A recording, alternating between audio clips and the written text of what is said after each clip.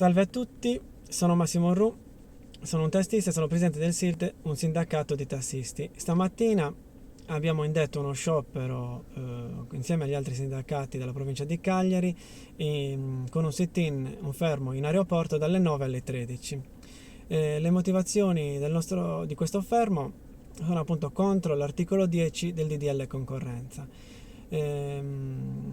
Un articolo appunto che aprirebbe alla liberalizzazione del nostro settore e che penalizzerebbe fortemente il nostro lavoro e gli investimenti fatti proprio per poter accedere a questa professione.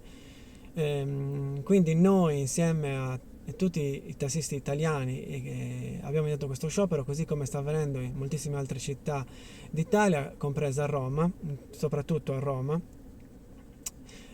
proprio per chiedere lo stralcio dell'articolo 10. Oltretutto, diciamo, né il PNRR né appunto la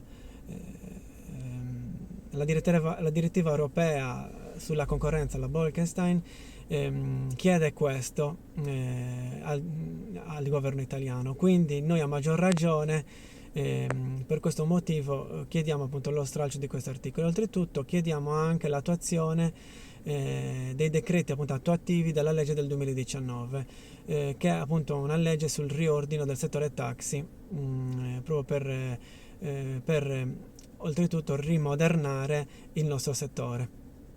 Vi ringrazio, a presto.